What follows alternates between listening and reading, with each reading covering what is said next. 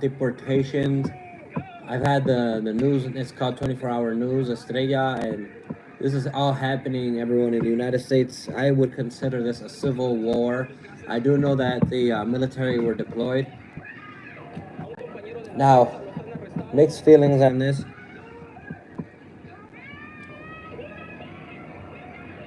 I know that one of the headlines read that they're deporting workers.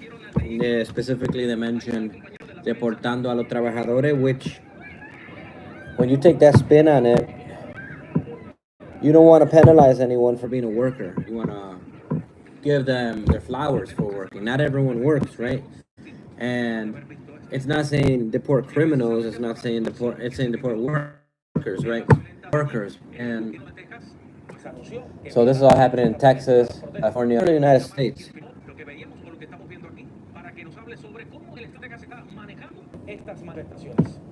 So,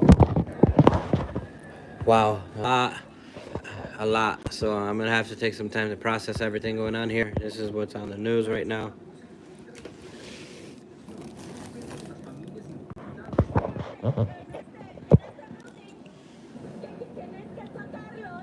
Aunque la protesta fue mayormente pacífica, el ambiente cambió cuando agentes estatales, enviados por órdenes del gobernador Greg Abbott, asumieron el control de la respuesta de la policía local. Fue entonces cuando comenzaron a lanzar gases lacrimógenos y pimienta para dispersar a los manifestantes. De la nada, en segundo empezaron a disparar. Durante la cobertura, uno de los agentes me roció directamente en la cara, dejándome temporalmente sin visión. So I'm watching this with you all for the very first time as well.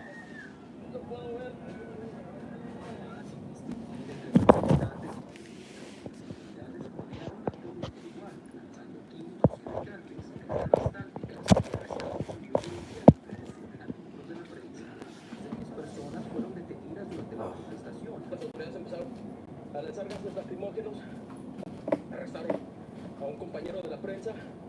Vaya. Era un gas que no te permite respirar. Los comunitarios dicen que el pronunciamiento del gobernador de Texas, Greg Abbott, en redes sociales, respaldando el uso de la fuerza para dispersar a los manifestantes, no hace más que promover la violencia e intensificar los ánimos. Para calmar, al contrario, mandar las tropas como si nuestros manifestantes fueran unas personas armadas, unas personas preparadas que quieren destruir el país, eso no es. Están ejerciendo su derecho a manifestarse. En esta ocasión no solo reportamos la noticia, sino que la vivimos en carne propia. Fuimos víctimas directas de la represión por parte de la policía estatal y el uso excesivo de fuerza para arrestar a miembros de la prensa. Lo que inició como una marcha pacífica terminó en caos por la agresión de las autoridades a las manifestantes. Desde Austin, la capital de Texas, para Noticias Estrella TV, Edgar Camargo. Y grupos activistas anunciaron protestas contra la administración Trump y el desfile militar con el que se celebrará el próximo sábado, también día del cumpleaños del presidente. El plan de los activistas es llevar a cabo más de 1.500 eventos No Kings Days a lo largo de los Estados Unidos. Sí, No Kings Day, así se llama esta manifestación. Pero ahora bien, ¿cuánto apoyo tiene el presidente ahora mismo? En un sondeo en el que se preguntó al público si apoyaba la llegada de los soldados, estos fueron los resultados. El 34% aprueba su despliegue, el 74% no está de acuerdo. Sí, el 47% no está de acuerdo. Aquí lo estamos viendo en pantalla. 34 aprueba, 47 no aprueba, 19 no está seguro. Mientras tanto, un fenómeno interesante se ha desatado en las redes sociales donde específicamente la comunidad cubana parece estar apoyando a los inmigrantes de California. Vamos a ver. Miren California. Miren California. No vengan con cuentos, pues, ahí donde son cubanos, esos son los cubanos Miami. No, son los mexicanos. Los mexicanos han paralizado California defendiendo su gente. Están preguntando que dónde están los cubanos que no están en las protestas de Los Ángeles, ni en ningún lado, y yo les voy a responder sin pelo en la lengua. El cubano solo protesta y lucha por no trabajar. No le importa que la mujer le pegue los tarros, no le importa que baile gogó. A ellos lo que les importa es luchar por no trabajar. No se confundan. Eso es California. Este no es la calle 8 y en Versailles ni la Casa Talmón. Esos no son los cubanos que están tirados para la calle defendiendo a su gente. No, no, son los mexicanos. Específicamente un 55% de los hispanos no lo aprueba. Y la administración Trump planea acelerar significativamente el envío de indocumentados a la base de Guantánamo. Ahora mismo se están realizando investigaciones de al menos 9.000 inmigrantes para su transferencia. Los indocumentados podrían comenzar a ser enviados a Guantánamo desde este miércoles. La Casa Blanca espera mantenerlos en esas instalaciones temporalmente antes de que sean deportados a sus países de origen.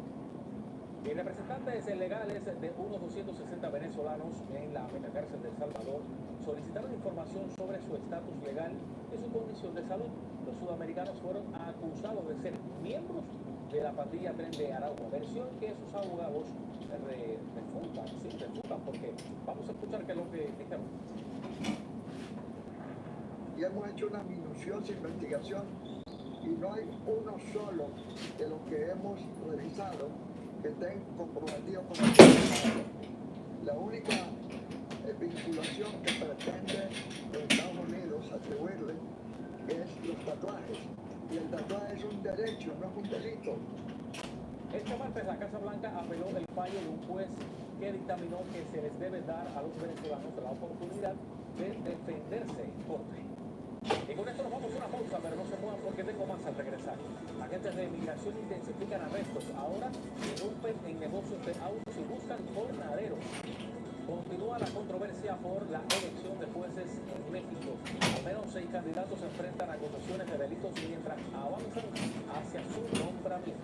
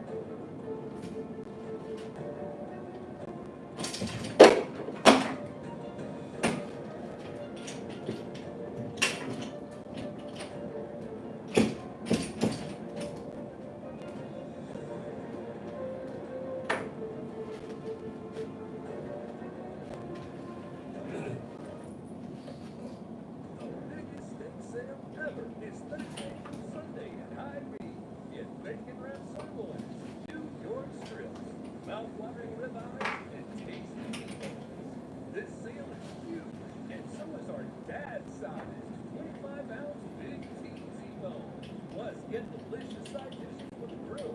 For the best steaks, best prices around. Don't miss the biggest steak sale ever. Thursday through Sunday at Hy-Vee.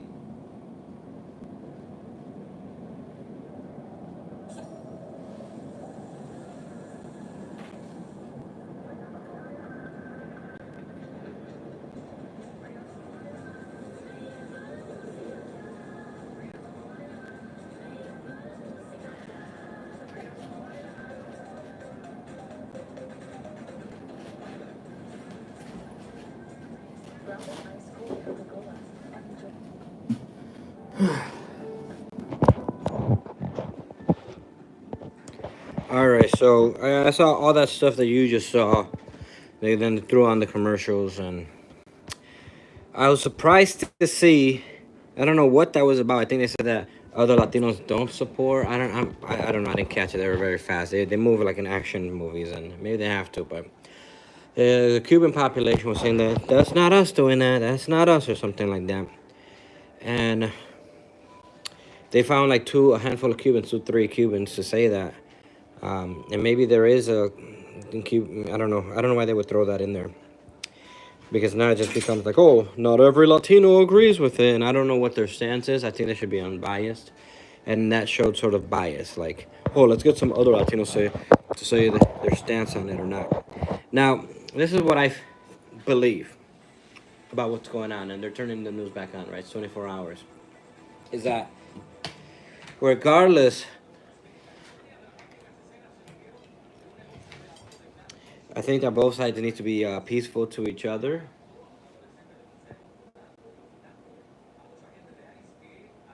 And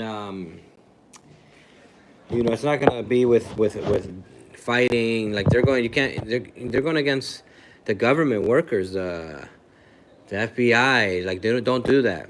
You know, be respectful.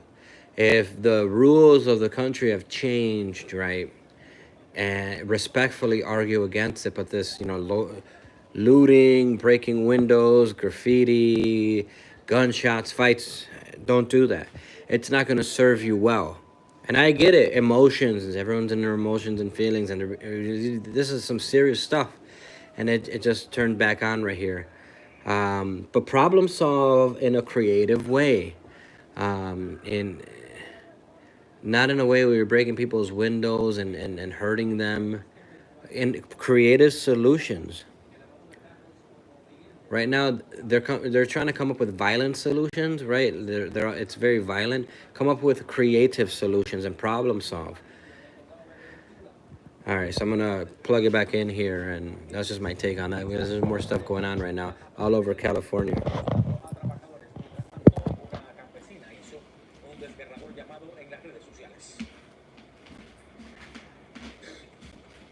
No sé lo que vaya a pasar hoy. Estamos rodeados. Lo único que les pido es que pues tienen mi página para que me encuentren con mis hijos en donde. Si es que hoy me La Agencia de Inmigración anunció que sus operativos en el estado continuarán por un periodo de 60 días. Y las elecciones judiciales en México han desatado fuerte controversia.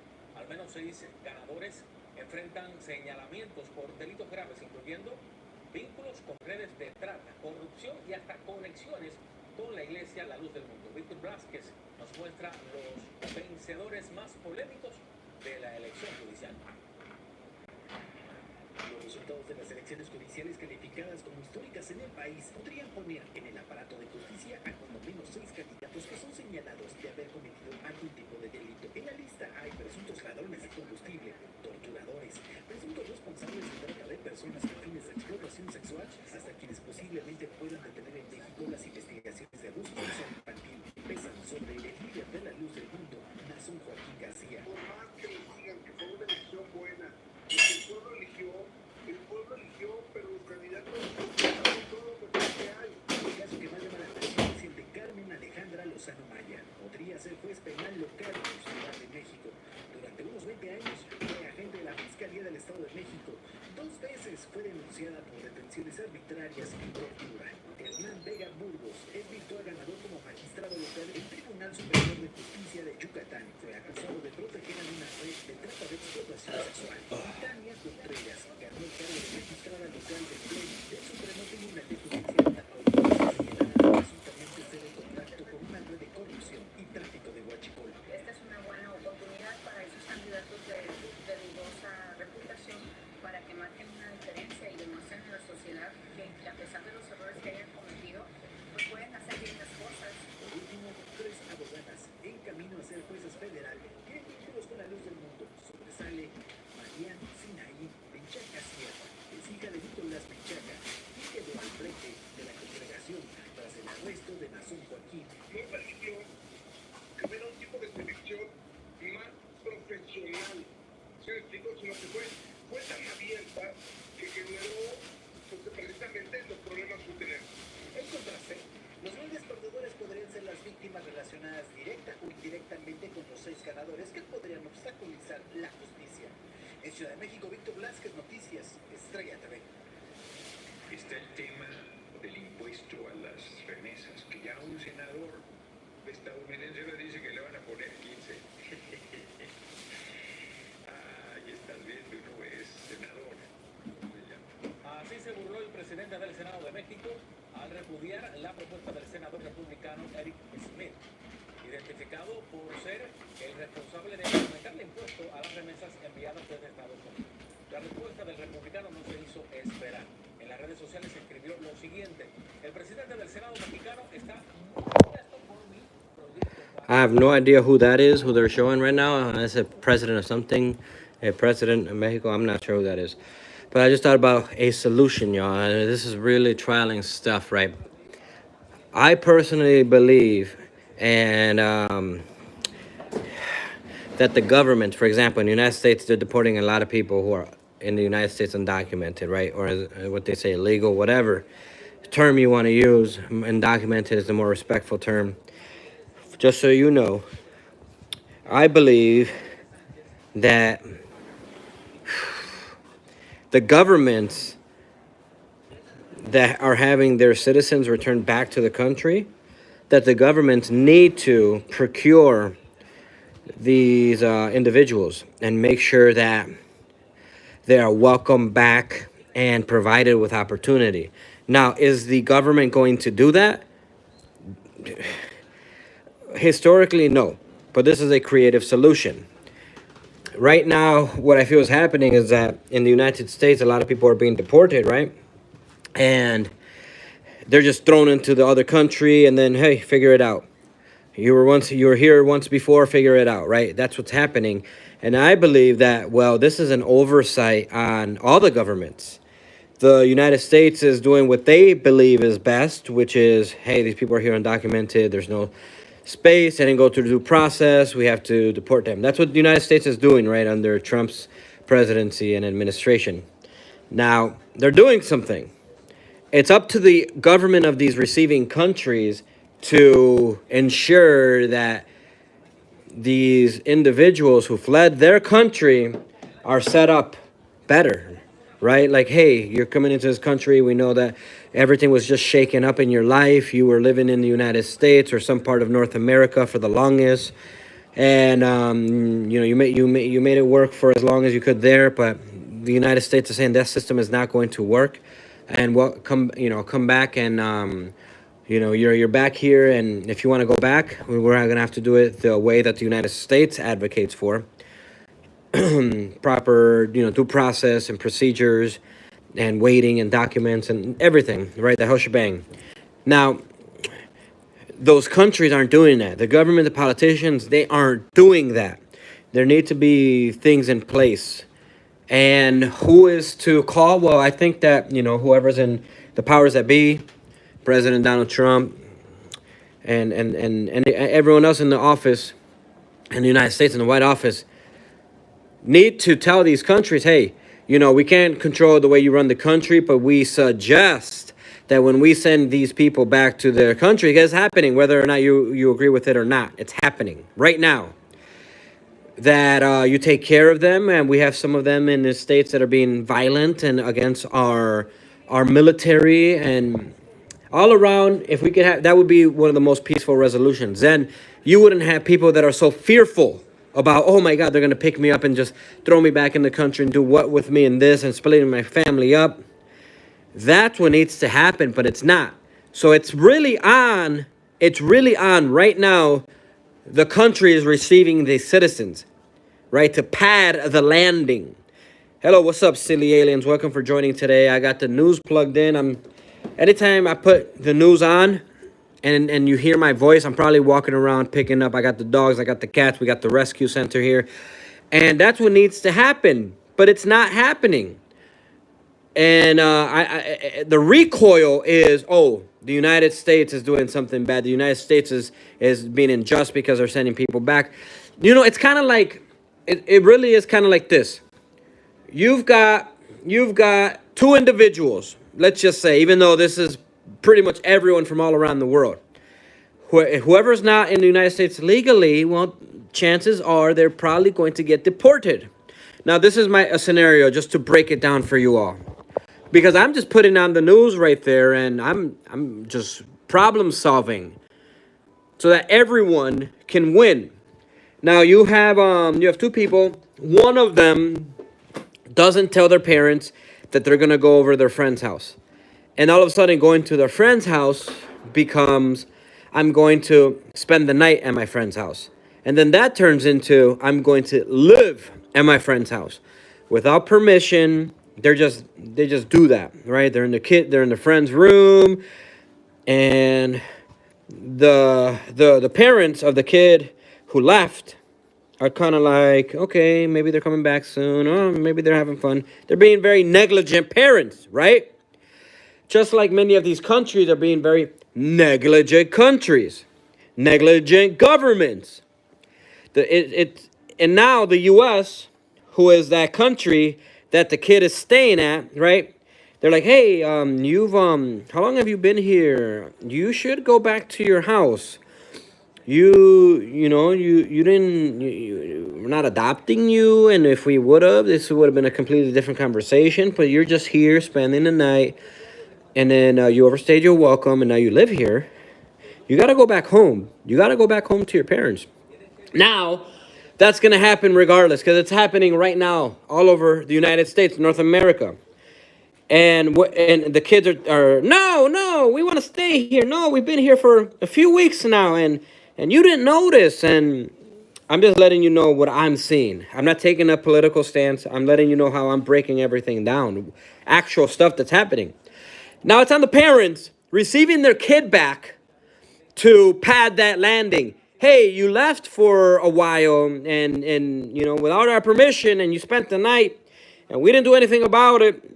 And now you're back here, and this is where you live. Now, if you want to go live over there, maybe we can plan something or organize something, go through the proper channels.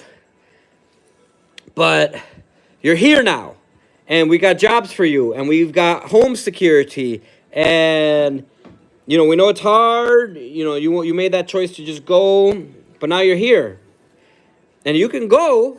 But you just have to do it the right way. Take the proper channels. And they might say yes, they might say no. It might take longer than you expect. But that's what's happening, everyone, with the deportations. I pray for, maybe we can have a prayer session together and hope for, is that everyone comes to a peaceful resolution. Because there's a lot going on. There are many people being hurt right now by the deportations. And I'm not taking a stance either or. I'm just an advocate. So if anyone out there who's doing the work out there, the ICE, the protesters, anyone, your family members, friends, you see this and you're like, hey, that's a good idea. I understand I got these feelings and rushing through me, and it's up to you to control that.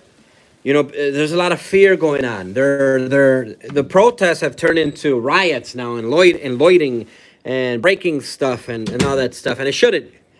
Because now, it's sort of like that kid who left the parents' house and is sleeping over the friend's house. And it pretty much saying, oh, I live here now. Saying, oh, you're kicking me out. I'm going to break your window. I'm going to break your room. I'm going to tear apart your Legos. And it doesn't have to be that way. Now, I believe that this is where spiritualism and Buddhism come in. Everyone needs to take a Buddhist pill. Now, what does that mean? No, you don't have to ingest any drugs. Never. Don't ever do drugs. Don't intoxicate yourself with that. What I'm saying is that in Nichiren Buddhism, it teaches you that you control your feelings and your emotions. No one else does. That is your power. And we all have that power. Now, if some of us follow it more than others, or have honed it or channeled it in more than others, is a completely different story. But when you feel, what do they say? The blood rushing through your veins, and you feel a certain type of way, it's up to you to control it and navigate it. Because right now, what I see a lot of is ICE and people who are legal and illegal in this country, whatever. I don't really, that term is very cringe, undocumented or documented. Fighting. And the only ones getting paid to fight like that are the government workers. And they're not even UFC fighters. They don't want to go out there and fight. I mean, we might have one or two or three, but not many. Not many want to go out there and put their life on the line and be in this cold-hearted blood war that's happening right now, where I just saw someone who lost their vision on the news because they're part of that melee. And I wrote a song, and maybe this is the song of the times. Let's get it started. Peace at the parlay. Bring your favorite book and water to the party. Let's get it started. So that's about, we all can unite. We all can get together. It doesn't have to be a brouhaha. It doesn't have to be a war fest. For example, when I throw parties, there's gonna be no alcohol. There's gonna be no drugs. There's gonna be flowers. There's gonna be roses. There's gonna be garden. There's gonna be peace. We're gonna have some beautiful, awesome classical music. No fighting, no ratchetry, none of that stuff. Now, if you want to do that, you do that. I don't have to do that. A lot of people are obsessed with chaos. I'm not. I love cosmos. Now, when you take the word chaos, look it up. Not a lot of people do this. The antonym to chaos is cosmos, right? But you hear about chaos and video games, chaos and fights and gore. It doesn't have to be that way. Cosmos is peace. Everything works out great. Everything's hunky-dory. You set out to do something, you complete it. You produce something, and you have fruits of your labor. It's kind of like planting a seed, and the seed grows and blossoms and becomes this beautiful thing, and that you can enjoy, that you can savor. Now, that's cosmos. Chaos, on the other hand, chaos is like planting a seed, and the dog's been shitting, pissing all over the place. Pardon my French. And nothing grows. No fruit grows. Waste of time. That's chaos. You want cosmos. And what's happening right now with the ICE protesters and ICE is pure chaos. It's chaos. And it doesn't have to be chaos. And what I'm asking for you all is go to the protests. Capture your footage. We have the right of freedom of speech.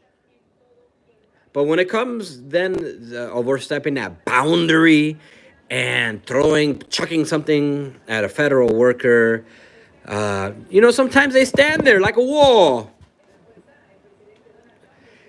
Don't view that as what you looking at?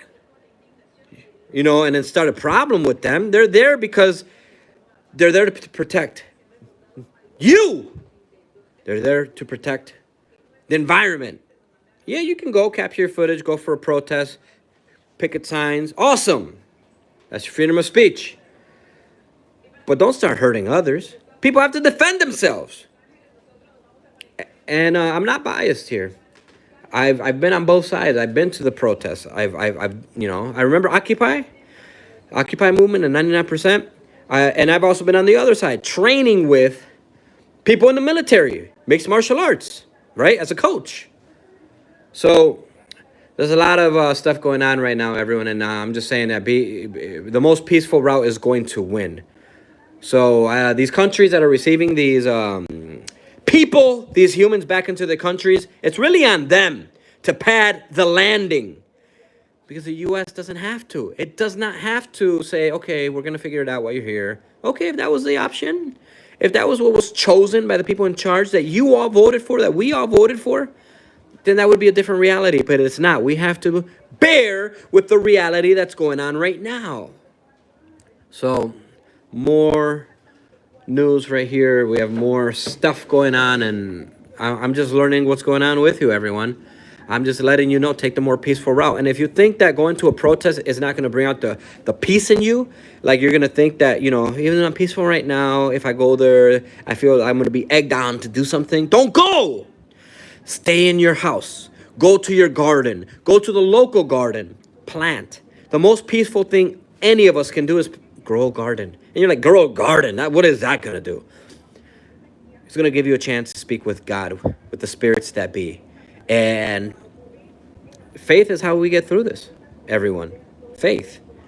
I know that when I go into my garden, regardless of what's going on in the day, the garden is a peaceful place, a haven. And do what brings forth more peace. Right? I guess the perspective that I'm taking here is that if my children were fighting, Well, it's my side. My side is to be referee. Best dad ever. And I want to do that for you all. So if you have family members that are affected by this stuff that's going on, the fires, the fighting, you know, are there more productive things that you can be doing, right? And then you got the ICE protesters like, you know, like, or everyone at it. You got ICE government workers like standing like a wall. And if anything happens, we're gonna, you know, A leads to B, and you have people all over the place. So, what's the most peaceful route? Maybe that's where God is, everyone. Maybe there's more God there. All right, let's take a look at what else is happening here on the news. They have a different segment, graffiti, something. I'm not sure. Todavía sigue entonces la tensión en el centro de Los Ángeles y por supuesto en algunas partes del país también respecto a la realidad de las manifestaciones, pues siguen todavía intensificándose. Gracias, Karen, por acompañarnos y por gracias por este reporte. Y miren, nosotros continuamos en Los Ángeles porque California es una de las ciudades más diversas y multiculturales del mundo y como estamos viendo, pues se ha convertido en el epicentro de la ofensiva migratoria de la Casa Blanca. Algunas de las razones pues serían su estatus de ciudad de Santiago y el alto número de inmigrantes que la habitan. Según el Instituto de Política Migratoria, se calcula que unas 950.000 personas sin documentos viven en Los Ángeles. La mayoría de estos pues son originarias de México con un 53%, pero también hay importantes comunidades de El Salvador con un 12% y Guatemala con un 11%. De hecho, la diversidad es tan grande que, como ustedes ven en pantalla, uno de cada 3 residentes del condado de Los Ángeles nació fuera de los Estados Unidos y más de la mitad habla otro idioma en casa, además del inglés. Desde el viernes, los residentes pues se han volcado a las calles y hoy se cumple, o ayer más bien se cumple el cuarto día de protestas y se espera que hoy sigan escalando estos duros enfrentamientos con las autoridades locales y federales. Y sin duda Donald Trump pone sobre la mesa invocar el acta de insurrección, una norma que desde hace más de 200 años que permite al presidente utilizar al ejército en caso de rebelión civil dentro de los Estados Unidos, y aunque todavía pues no lo ha invocado formalmente, el despliegue masivo de todas las tropas de la Guardia Nacional en Los Ángeles ha encendido las alarmas.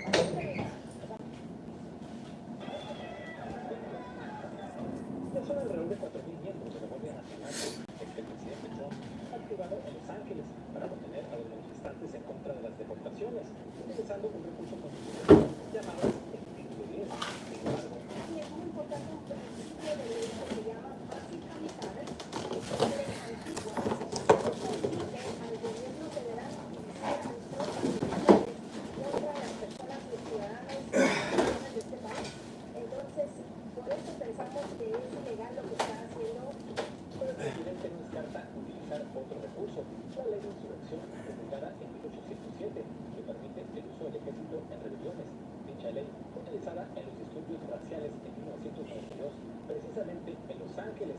Trump pensó utilizarla durante las protestas por la muerte de George Floyd en Minneapolis en 2020, pero no lo hizo. Depends on whether or not there's an insurrection. No, we got violent people, and we're not going to let them get away with it.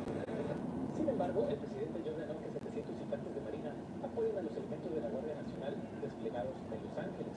Well, we're going to have troops everywhere. We're not going to let this happen to our country. We're not going to let our country be torn apart by the ones that decide. Los militares tienen un tipo de entrenamiento muy diferente. Es muy peligroso tener a los militares, utilizarlos contra las personas común y corriente en este país que están expresándose bajo el derecho que le da la Constitución. Para otros, las acciones de Trump tienen un mayor propósito. Él está utilizando el tema de la inmigración como un pretexto, una excusa para él apoderarse del poder militar de este país y sabiendo que es una persona que no puede quedarse en el poder a pesar de haber perdido las elecciones el día del año 2020. La situación en Los Ángeles está siendo monitoreada por activistas de todo el país con mucha preocupación, pero como en luchas pasadas dicen que no se quedarán con los brazos cruzados. Requiere una escalación más grande de nuestra parte. Y si está pasando incidentes así, yo sé que no van a ser los últimos. Claro, es parte de esta estrategia. Rubén Pereira, Noticias Estrella TV. A lo largo de estas protestas, pues también hubo actos violentos como quema de vehículos, enfrentamientos y algunos saqueos. Sin embargo, activistas y líderes comunitarios ya condenaron estos hechos y manifestaron que no se debe confundir lo que es una marcha migratoria con actos vandálicos que solo generan violencia. Asimismo, resaltan que quienes están detrás de estos actos violentos pues no son trabajadores migrantes. En medio de la tensión entre el gobierno federal y estatal, muchos se hacen la pregunta de quién tiene mayor autoridad sobre la Guardia Nacional del Estado, el presidente o el gobernador. El mandatario argumenta que el gobierno federal tiene autoridad, pero durante su primera gestión en el 2020, el presidente Trump declaró lo que sucedió. We have laws. We have to go by the laws. We can't move in the National Guard. I can call insurrection, but there's no reason to have to do that, even at a border case. We can't call in the National Guard unless we're requested by a governor. 5 años después, su postura cambió. Escuché lo que dijo el día de ayer.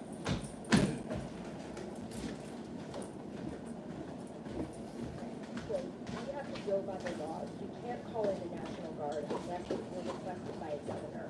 What changed now? Why is this situation different? To not consult with Governor Newsom about this? Well, the biggest change with our segment is we have an incompetent governor, so I talked about governors, but I didn't talk about, he's an incompetent governor. Look at the job he's doing in California. He's destroying one of our great states, and if I didn't get involved, if we didn't bring the Guard in, and we would bring more in if we needed it, because we have to make sure there's going to be law and order. El presidente Trump es el primer mandatario en desplegar la Guardia Nacional en alrededor de 60 años sin consultar al gobernador, argumentando que tiene que acabar con las protestas. Y mientras tanto, el estado de California interpuso una demanda contra la administración Trump por el despliegue precisamente de la Guardia Nacional en Los Ángeles. El fiscal general Roy Ponta y el gobernador Gavin Newsom acusan al presidente de violar la ley. The goal of the lawsuit is to secure a declaration from the court that the Trump order federalizing the National Guard and appointing them to Los Angeles was unlawful. Newsom calificó las acciones del mandatario como, y cito, las de un presidente dictador.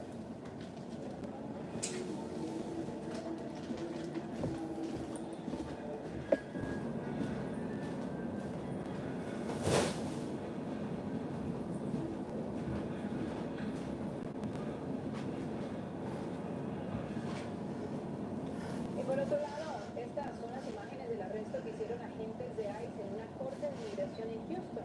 Varias personas siguieron a los oficiales por el estacionamiento del tribunal. All right, so what's happening now, from what I just saw, is they're arresting ununiformed ICE police or detectives, whatever you want to call them, are arresting people just like regular clothes. Wow. Confirma que se ha levantado una suspensión sobre las solicitudes de paro humanitario que beneficia a cubanos, haitianos, nicaragüenses y también venezolanos. La nueva directriz autoriza a los oficiales de inmigración a retomar el análisis de los casos pausados una vez que se complete el proceso de revisión adicional que se haga solicitante. Primero vamos a hacer una pequeña pausa, pero usted no se vaya, ya regresamos con mucha más información. Les diremos lo que se sabe hasta el momento sobre el tiroteo masivo en Austria que dejó varios muertos y heridos. No se vayan.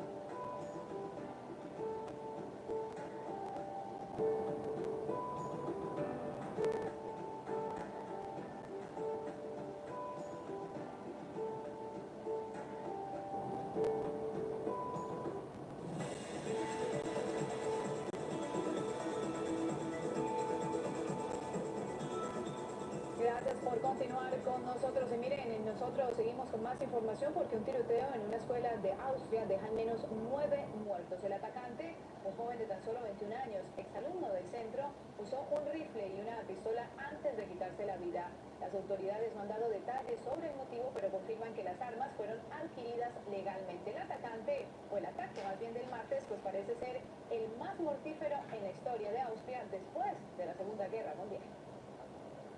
Mientras tanto, una balacera se desató en la frontera de México con Guatemala, donde fue abatido Valdemar Calderón Carrillo, el tío Valde.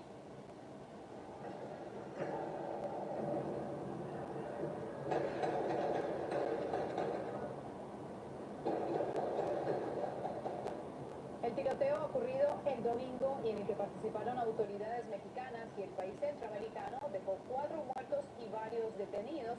Entre ellos está alias El Teniente, quien presuntamente es hijo de alias Tío Valde, un criminal guatemalteco y uno de los más buscados por este país. Mientras tanto, en Colombia, la población se une en rezos por el precandidato presidencial Miguel Uribe Turbay, que sigue luchando por su vida luego de que un adolescente le disparara el sábado. En Bogotá, Carolina Gómez nos tiene lo último sobre este atentado que todavía tiene conmocionado al país entero.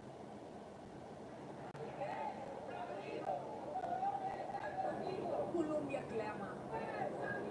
Luego del atentado contra el senador y precandidato presidencial de la oposición Miguel Uribe Turbay, de 39 años, vamos a marchar para decirle no a la constituyente de Gustavo Petro con la que pretende apegarse al poder y destruir la democracia. Miles de personas en el país siguen clamando por un milagro luego de que el primer disparo de varios que se escucharon impactara en la cabeza del precandidato presidencial. El atacante, un menor de tan solo 14 años, accionó un arma que, según la investigación preliminar, habría sido adquirida legalmente en los Estados Unidos en el año 2020, pero se investiga cómo fue a parar en manos de este niño.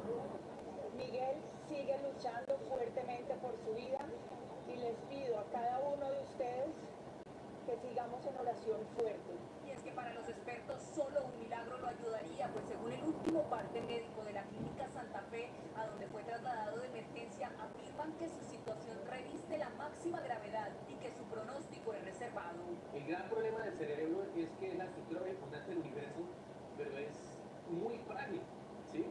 Y el cerebro no es como otros órganos que se pueden regenerar, ni es como un hueso que se puede pegar. Por su parte, el abogado del precandidato afirmó que denunciará penalmente al director de la Unidad de Protección Nacional por no responder a las solicitudes que hizo para resguardar su vida. En el 2025 hicimos más de 23 solicitudes de reforzamiento de protección. Muchos aseguran que Colombia regresó 30 años al pasado, a sus épocas más oscuras, en donde precisamente Miguel Uribe quedó huérfano a sus 5 años, luego de que asesinaran a su mamá, Diana Turbay, una periodista secuestrada por Pablo Escobar. En Bogotá, Colombia, Carolina Gómez para Noticias, Estrella TV. Y para esa información nosotros nos vamos a hacer una pequeña pausa. No se vayan, ya volvemos. Les contamos por qué el secretario de Salud, Robert F. Kennedy Jr., despidió a todo el comité asesor de vacunas. Ya volvemos.